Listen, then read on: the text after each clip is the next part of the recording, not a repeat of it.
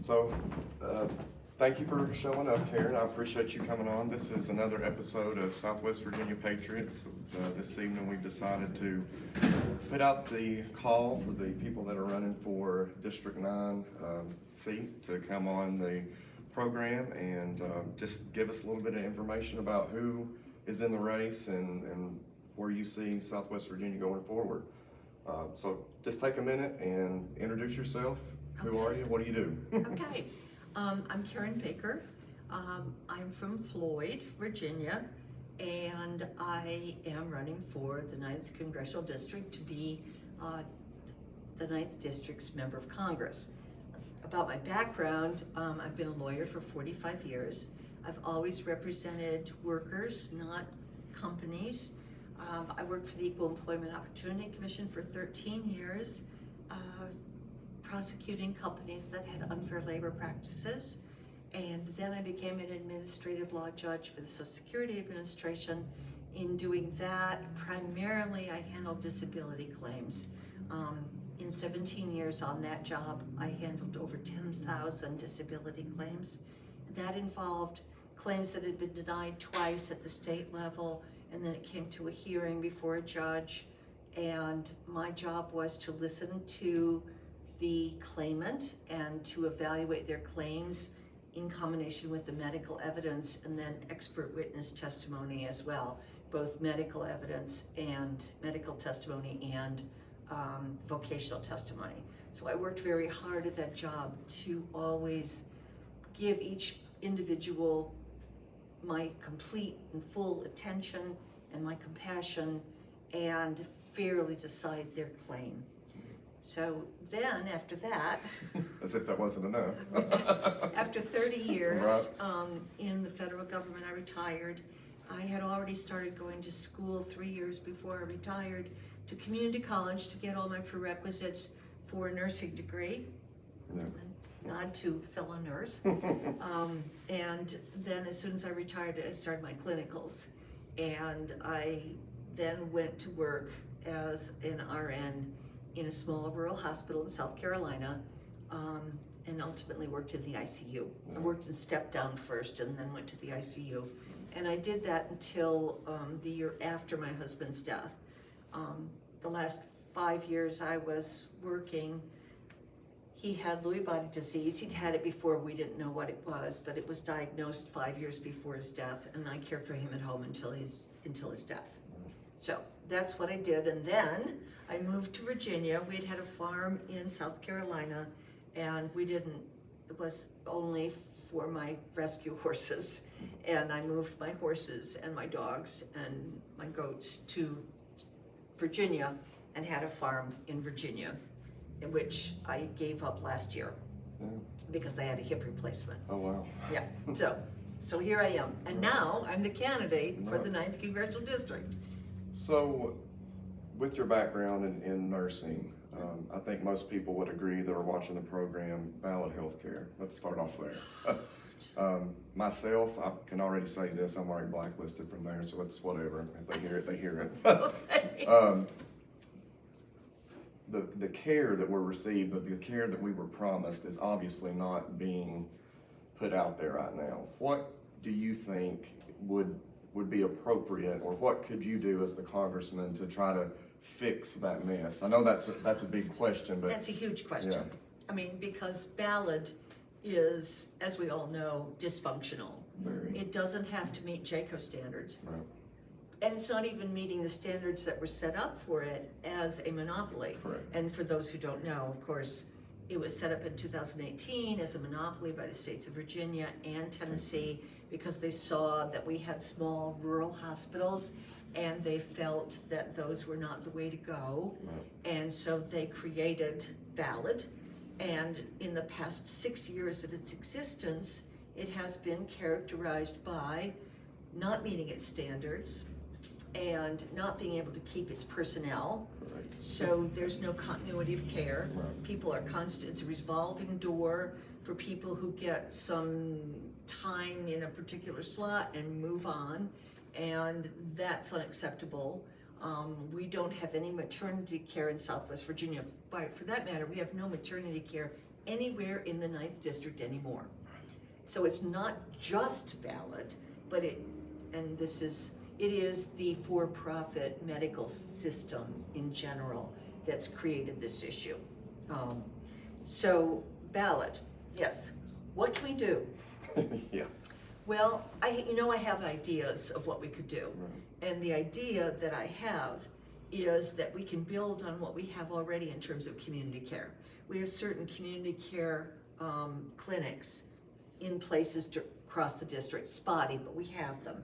And those were created by Obamacare and came into existence basically 2010, and they provide some degree of care. We also have the PACE program that is a fabulous program that was created for people 55 and over who are on Medicaid, and it's total care. It provides pharmacy, dentistry, physical therapy, home care if needed, advocacy for the individual if they have to go to hospital so they're not going alone. PACE is there with them. And that program can be scaled out.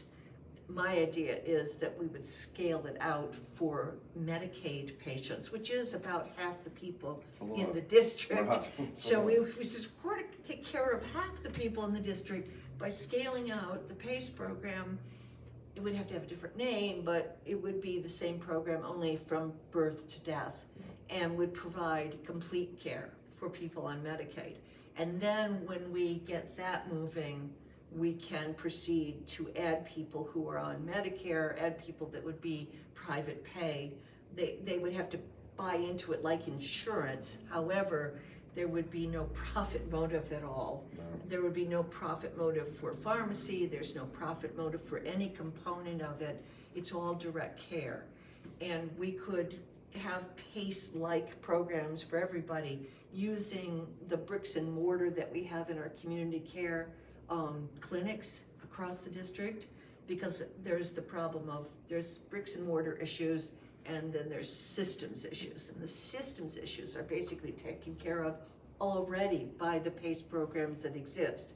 The bricks and mortar, we can use some of PACE and we can use some community care, and we probably have to get more, but we could start with what we have, and basically it would be kind of a pilot program.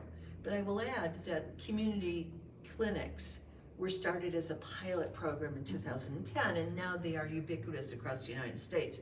So getting us to be a pilot program, I think, is doable, because rural health is so underfunded and so undermanned and so under cared for, that this is a way to go forward.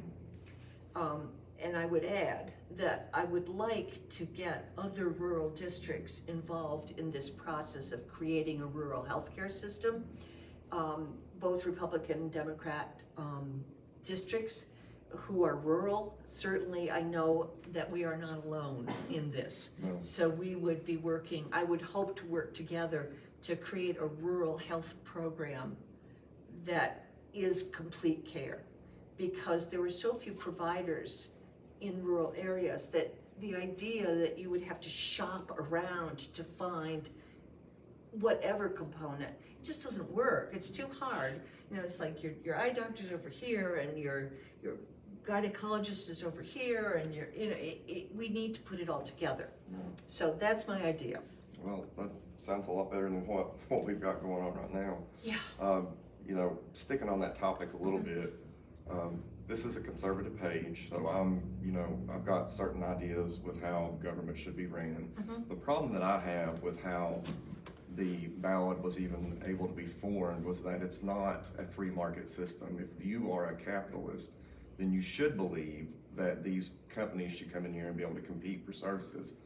What Morgan and other conservatives, and I call out everybody pretty much equal, have allowed to do is allow that monopoly to come in, and it's forcing people 2 and 3 hours away.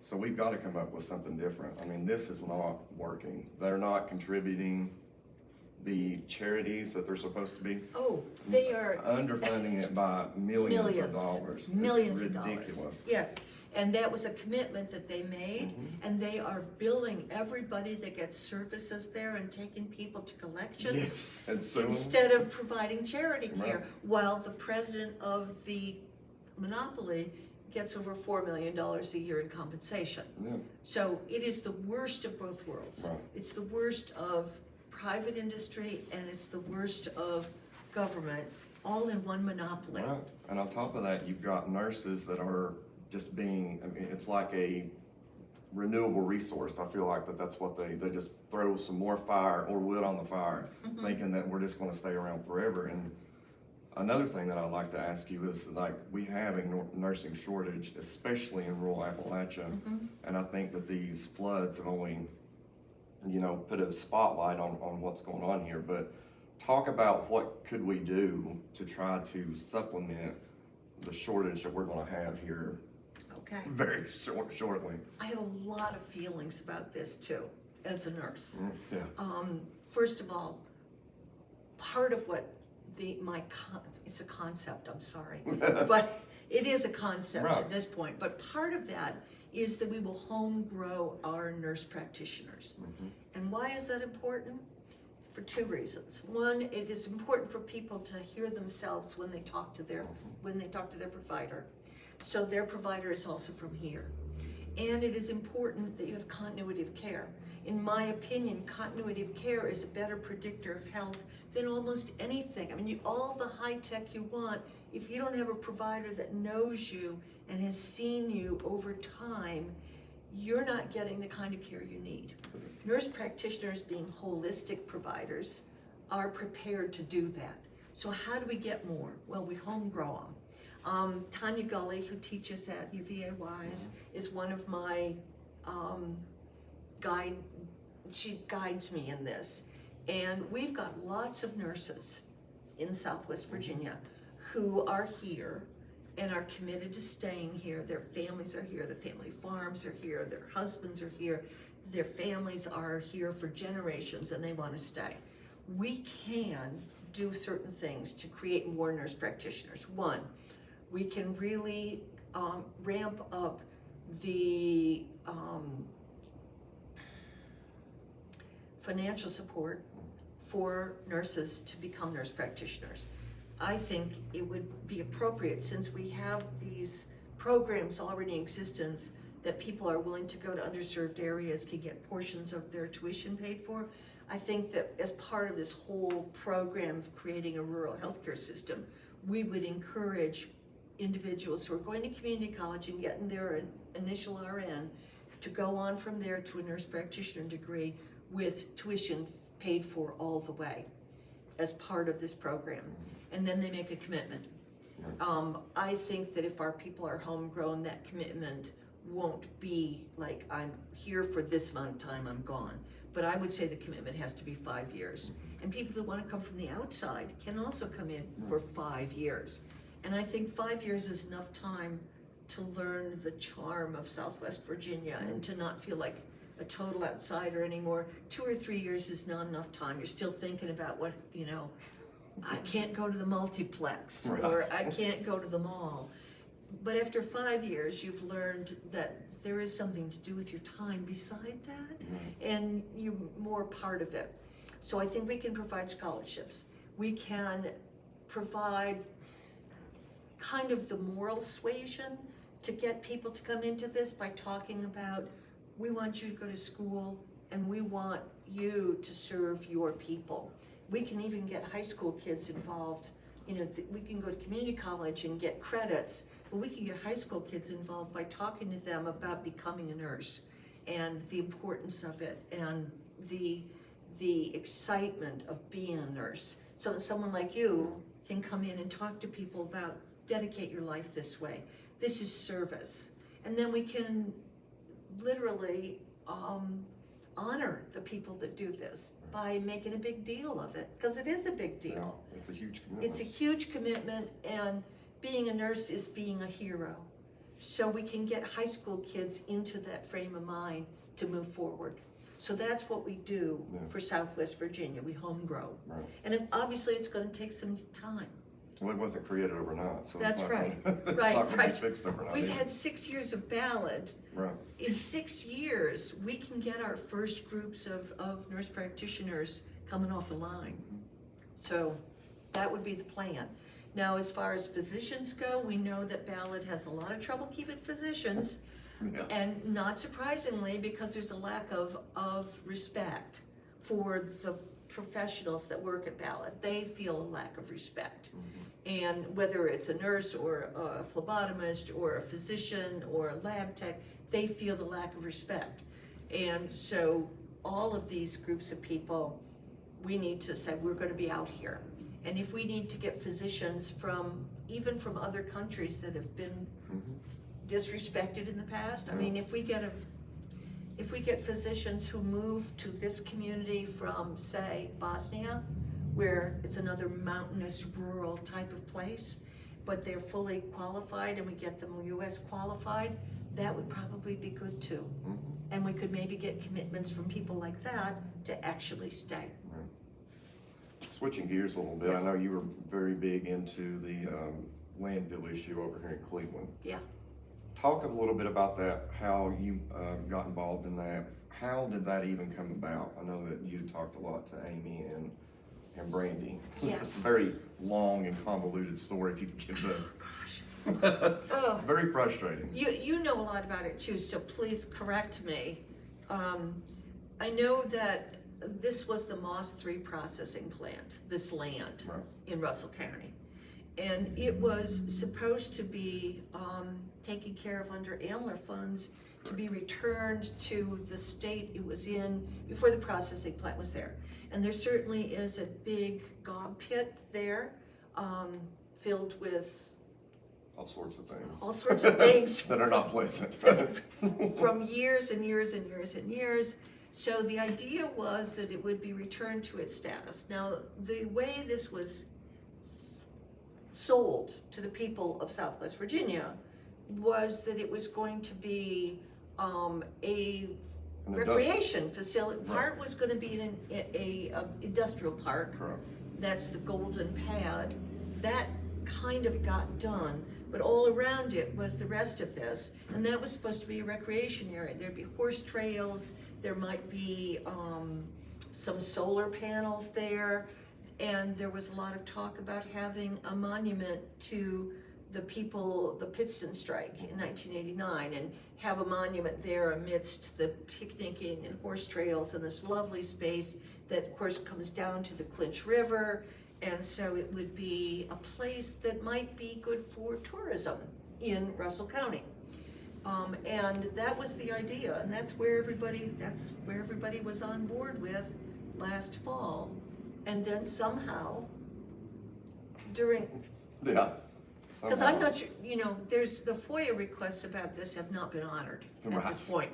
So it's hard to say when and what happened, Right. but certainly Terry Kilgore was in on it, and there were some people from out of state who were in on it, and suddenly what was going to be recreational and a monument and an industrial park turned into, it's going to be like the second biggest landfill dump Yeah. in the United States.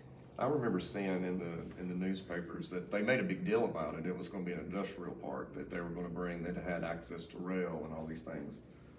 And when that came out, I just thought that it was really odd that we have buildings right here in the town seat that they can't keep filled for whatever reason. I just thought that it was odd that they thought that they were going to sell it like that. I was like, it doesn't add up to me. So when Amy really got involved in it, when Brandy got involved in it, I was like, that makes more sense. Because then you start seeing, this will lead me in my next question, the communications that even our local representatives have about being transparent with the public. We have the FOIA process. I'm very familiar. My good friend over in Richlands, Laura Malo, is very familiar with it. Amy and Brandy are very familiar with it. Mm-hmm. What I see a problem with that is that they're going to only give you information that you have to be very concise in what you're asking for. So they're going to be very narrow in their response to those things. How do we, and this is, again, I'm asking very difficult questions. How do we hold our local representatives more accountable to the people, and I don't want to say that they need to be afraid of the voter, but there needs to be a little bit of a healthy fear there that they're going to be open and transparent with everything that's going on, especially something as large as a landfill. Well, let me first say that transparency is the farthest thing from what occurred in Russell County with regard to this. It There was- continues that way, yeah. Yeah, and it continues that way. I mean, we're all waiting for the other shoe to drop, you know? Absolutely. That this is still like, I know that people still have dollar signs in their eyes about trash and how much money can be made from trash. So, this is just an interesting question, that how could people that say that they are public servants do this? How could they? I mean, if you were gonna be a public servant, you have to self-examine every day. And you have to every day say, am I doing what I should be doing? Am I letting people know? Am I forthright in what's going on? All of this stuff with the dump was done in secret, was done in executive session, where there's no accountability. And I mean, even, you know, the night that we all thought that they were going to capitulate, they went into, was that in April, I think? They went into executive session and came out and said, well, we're gonna have another meeting next week. I don't understand why they shouldn't at this point have been just telling people, this is what I'm concerned about, this is what I'm worried about. Why couldn't they just have this in public?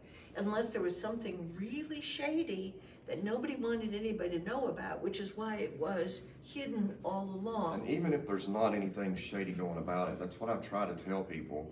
It gives the appearance. So when one of these board members that was here yesterday, we had a business meeting in here. They want to talk about misinformation. Well, you give me a breadcrumb, and that's what I'm going off of. If I get something wrong, then that's on you. I'm not the leader of the county. Right. So yeah, you have to tell people what's going on. And I believe that voters are capable of, if they're really truly given all the pieces of information, of understanding what's going on. And in this instance, there was nothing given. And you know, the first meeting when Monzo was just, it didn't make any sense. There was a lot of numbers being put up and a lot of very poorly graphs and the charts graphs and things, that we didn't even know what they were and you couldn't even see them, and he was just droning on and on. Well, that was the beginning of the end. I mean, everybody wants to know, and here's the response, which is, it was all smoke and mirrors. Right. It really was. Yeah. So you have to be, at all times, honest. And I think that if you start down a path of not being that way, it's very hard to come back. Right. So they chose last fall, a year ago, they chose a path. Come check this. I'll edit that part Yeah. out. Go ahead. What? I just want to make sure that it's still running. Oh, okay, but edit out come check this, okay. Yeah. Okay, so we'll stop for a second. We're good. Okay. Okay. All right. So you have to start by telling people where you are. Right. I mean, we don't know what happened to the original plan. Why was it rejected? Who came in and had this new idea? What was the county offered? We don't know. We know about how much per ton, it was $1 a ton or something like that, which doesn't make any sense. Nothing made sense. Right. And the more they did it, the worse it got. I'm so grateful that they gave it up, at least temporarily.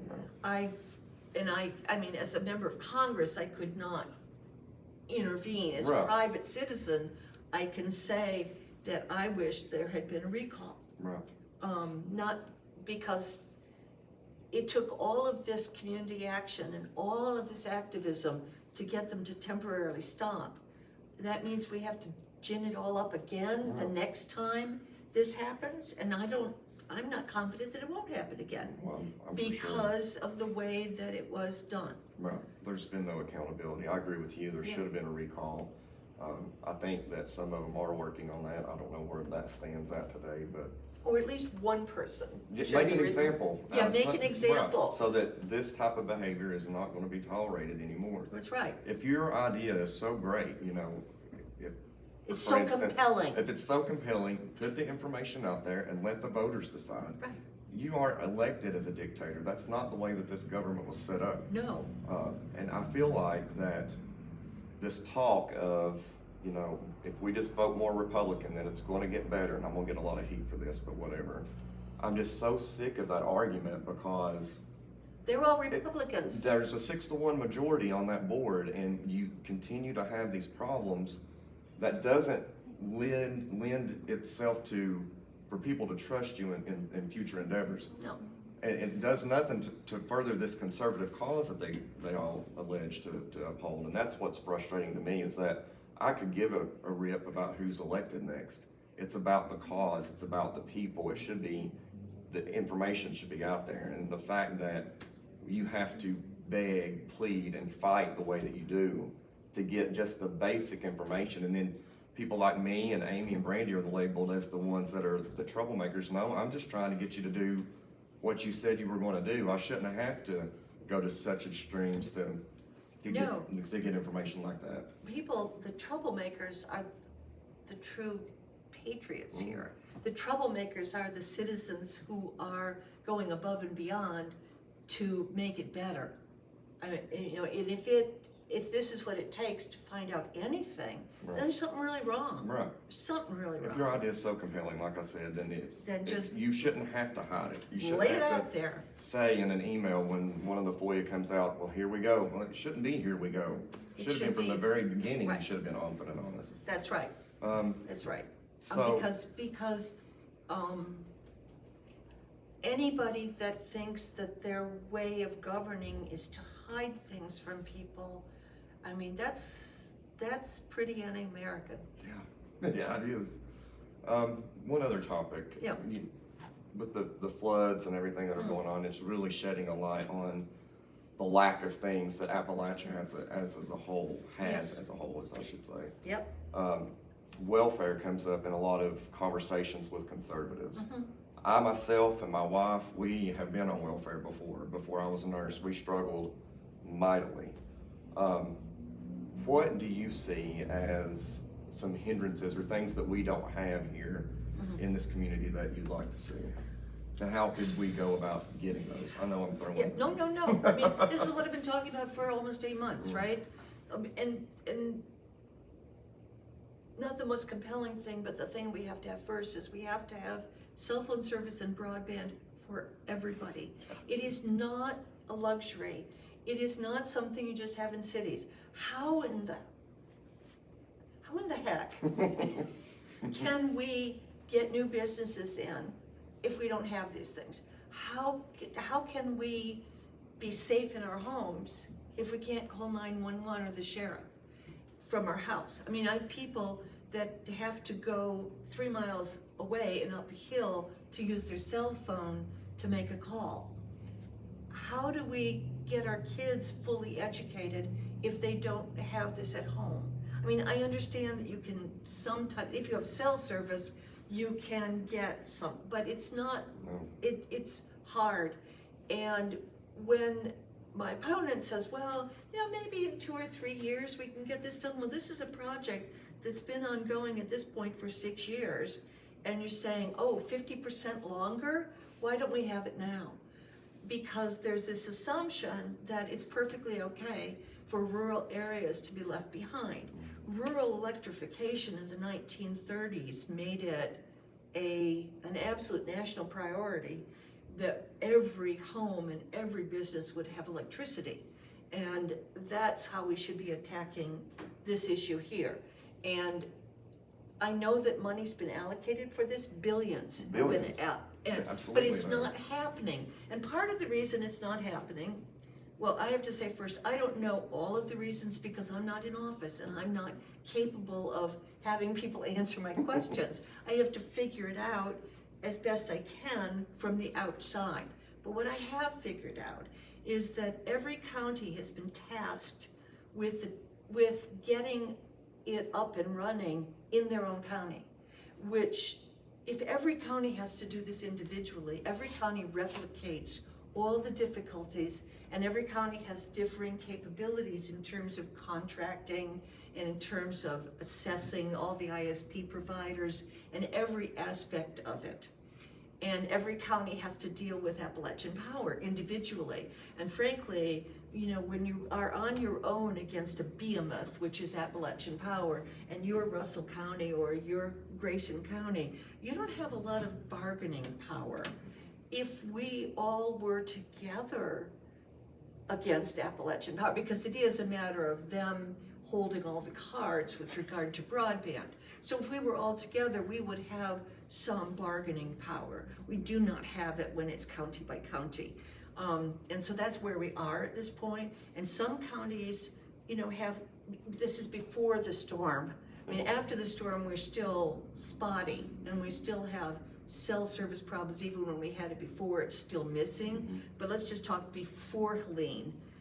We had whole areas of this district that you could travel on the main road throughout the entire county and not have cell service.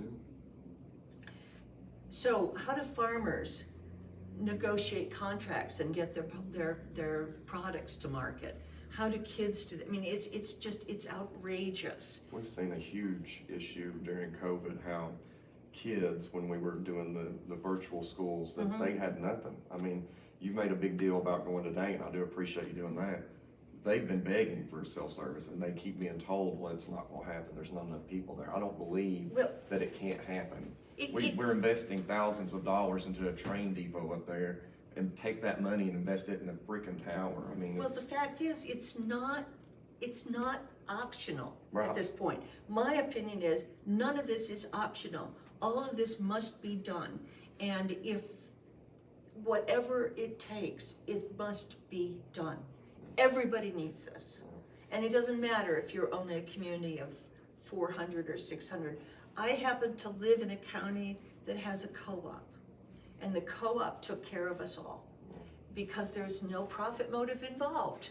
It was just, we all are members of the co-op, and I live in a town of 400, and I have high-speed internet and perfect cell service because I belong to a co-op. But that's not the case everywhere. And you know, I have this recurring theme in my campaign that if the profit motive alone was enough, then we'd all have everything. But because there's so few of us and so much land, the profit motive doesn't drive businesses to be knocking down our doors trying to give us services, because they see us as, we don't make enough money from going to Dane or going to this or going to that. And that's the problem for rural areas. That's the problem. That's where free enterprise doesn't quite get there. Right. Unfortunate. It's unfortunate. But there's, you know, a town of 400 like Floyd. We would still not have any of these services but for the fact that we're a co-op as opposed to a company making profit. So we need to all work together to get what we need, and we're going to have a survey of the entire 9th district, because when I get to office, that's all I can do. That's more than I could. When I get there, we'll have a survey of where we are, what we're lacking, and I'm going to make sure it gets done, because it takes somebody just being relentless to get it done. Well, I mean, like you said, it's one of those things that you can't live in today's world without having cell service or internet. You can't. And I think that really came to light during COVID. These kids were going out here to the government center, having to sit in the parking lot or go to McDonald's for goodness sake. Right. And it creates such a huge disparity because, you know, my wife and I, she was able to stay home, but not everybody's afforded that luxury. And I think that even as conservatives, we need to realize that just because I have it doesn't mean that Susan's going to have it or you're going to have it. It's a wildly different ball game for a lot of people. You know, I think the saying goes is that we're all in this together. Well, you're in a yacht in this storm, and I'm in a dinghy. That's not exactly the same thing. We are all in it together, Right. but our experience of it is different. radically different. Yeah. And we, particularly because there are so few of us in such a large space, we need to be more aware of and working together with our neighbors than maybe any other community does. I think that, this Helene issue has showed how brotherly and neighborly that Appalachia is. We've got it in us to do it. We just have to come together and realize the power that we have. And it's an area that's been looked over for so long. They'll use us for our resources and pack up, and that's what I felt like this landfill issue was all about, is that Totally. let's totally use another poor area again, offer them a couple of bucks, and then once that's done, then you're left with the consequences of it. And that's what's frustrating to me, along with the transparency of it. I just wish that we had. It Just is. Tell me the truth, man. Well, and we've been treated like a colony. Yeah. Take our natural resources and then take the money and leave with it. And now it's reverse colonization. We take the trash from New York and Boston Right. and put it here, but then take the money and leave with it. Same thing. These are not people that are part of our community. These are not homegrown enterprises, which is why I emphasize small business so much. Because we've got all kinds of wonderful gifts of natural resources and of people that are hardworking and will do anything to help each other, to help their communities, but we need a leg up because we've been left behind and all the money's been taken away. So I guess in closing, I've used up enough of your time. Oh. Tell the people why should we vote for Karen Baker? What is going to be different about you as opposed to what we've had for the last 14 years, Yeah. almost 14. Yeah. Okay, here's what's different about me. First of all, I want to represent us, which does not mean that I'm going to Washington and I'm going to be silent and do whatever. It means that I'm taking our ideas and our needs and representing those in Washington. Everything I do, I will do with my mind. Is this good for my district? Is this good for our people? That's for starters. But then I will also use the office to get what we need. Like I talked about broadband. As a member of Congress, I can find out what happened. When I called when I called Grayson's Board of Supervisors and said, what's going on that we only have 3% coverage in this county, they'll tell me. And if they don't, I'll show up with cameras to ask, because part of it's performative. Part of it is that you have to make people, I guess, take you seriously, so you have to be there. But I will take our ideas and our needs to Congress, and I will work for those. My opponent says it's not his job to get us jobs. I think it is my job. Yeah. This district is enormous. It's larger than the state of New Jersey, which has many representatives in Congress. Right. And we have one. And that one person is the only person that kind of can bring the whole area together. So that person needs to be a leader, not just gone and, off in Congress defending the Constitution. Not that that's not a good thing, but we all do it every day. Yeah. I mean, I made an oath to defend the Constitution when I was 24 and first became a federal employee. My husband was a Navy pilot. He made the oath. My son's a Marine. He made the oath. I'm saying that defending the Constitution is basic. That's sort of the minimum. Right. That's the first thing you need to do, but that doesn't say anything about getting a small business in Russell County.